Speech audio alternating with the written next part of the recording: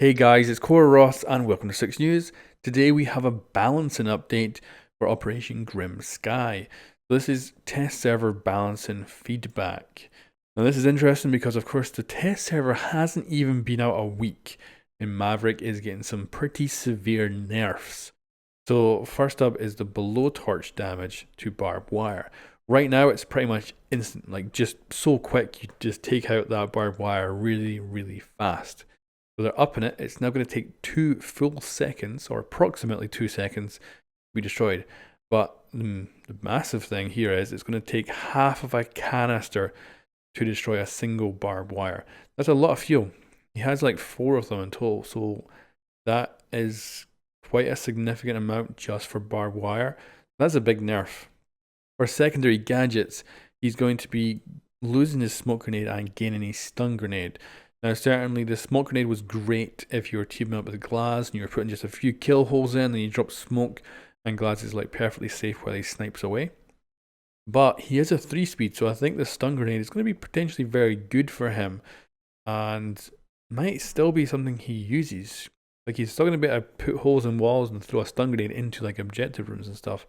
So I'm not sure that's a big nerf for him, but it does take a little bit of that utility away. Then we got blowtorch volume. This is important because right now he's almost completely silent. Like you can have a Maverick just doing this tiny little hole on the other side of an objective from you in a reinforced wall. You think it's completely safe and you're covering your angles, and then you get shot in the head from the side, and it's right pain in the ass. So yeah, it's going to make more noise. We'll have to see how this plays out because, as they say, it's a slight increase in the volume. So we'll see how much louder that is. Now, they also talk about blowtorch fuel costs.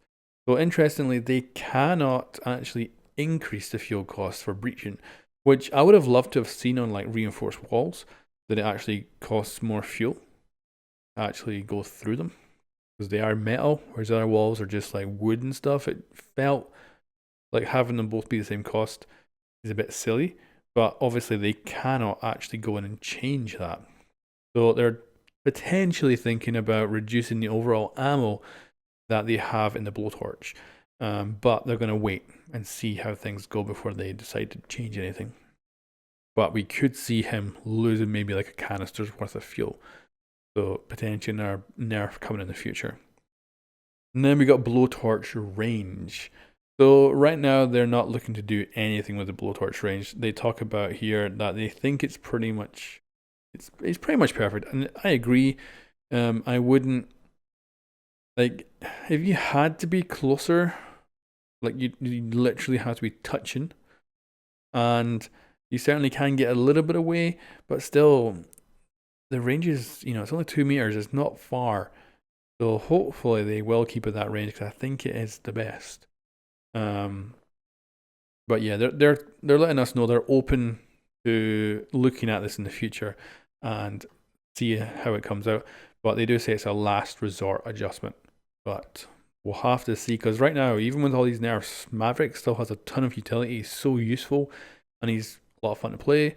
He is going to be really good for teaming up with certain operators, and I think he's going to do really good in the Pro League. Now, Clash, they go on here. So they're going to monitor her and see how her performance is. Right now, they're not intending to do any tweaks in the test server. They do talk about potentially tweaking her mid-season, so with 3.2 patch, but right now they don't think they need to do anything.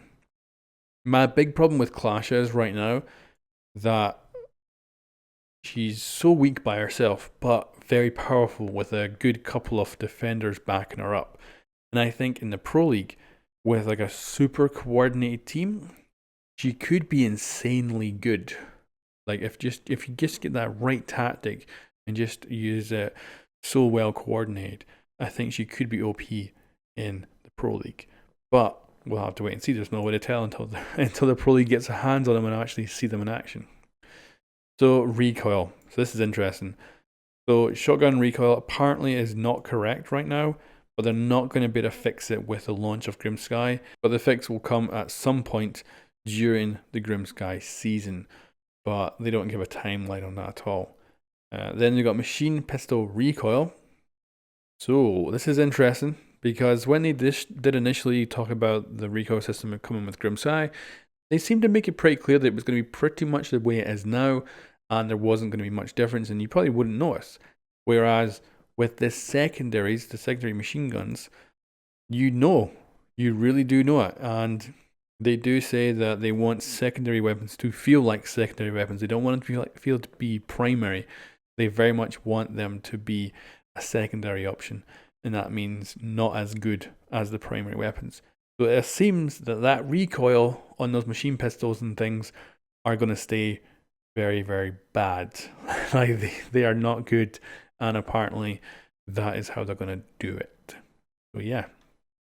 Now Hibana is getting, I guess, a slight buff compared to what she was going to be doing.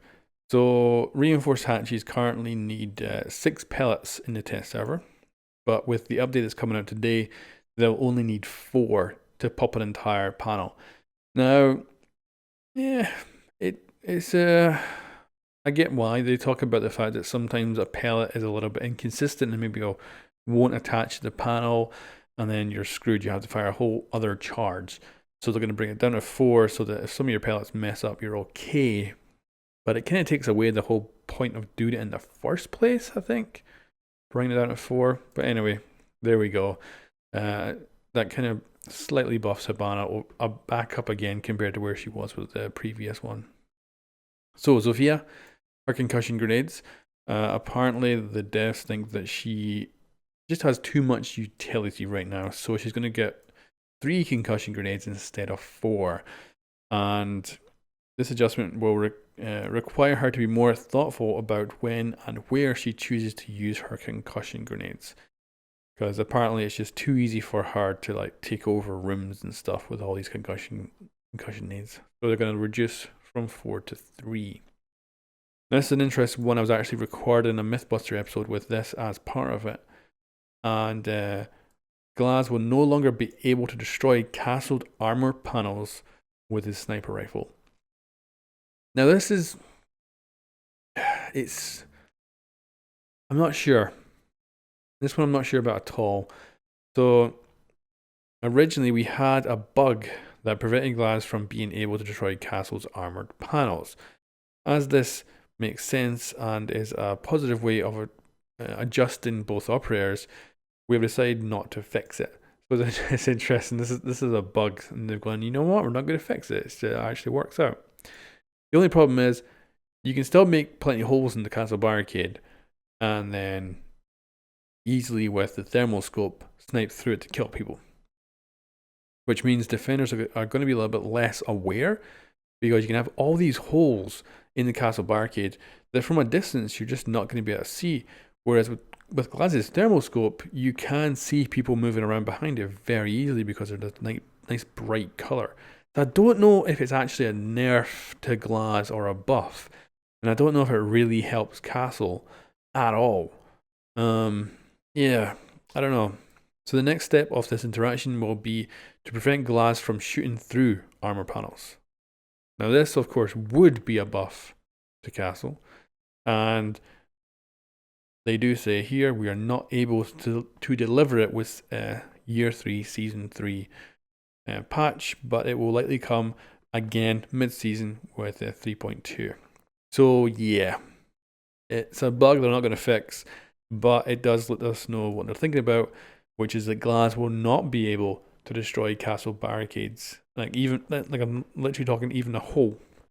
But it does give us a little glimpse into the future where Glaz will not even be able to shoot through castle barricades. And that definitely will be a buff for Castle for sure. So at least we can see a little bit of the future. Now they also talk about Dokkaebi. Now this is interesting. Duration of phone calls. So I think since Dokkaebi has been introduced, people are getting a little bit more pissed off like constantly. It just keeps getting worse and worse. With these damn phone calls, it's like really starting to be annoying now. And a lot of people I've seen like good suggestions where like maybe it'd be good if you could just throw your phone away. Like you could literally just throw your phone away. You could use it as bait, so it'd be making a buzzing noise. But also, if you just don't want to deal with these calls, you could throw your phone away. You just wouldn't have access to the cameras. And yeah, because people are getting that pissed off at it now. So there's been talks of making the calls last for about 7 to 8 seconds, so you don't have to answer them, and instead the calls will just end eventually. They say it's an interesting idea, but it requires a UI development time to implement.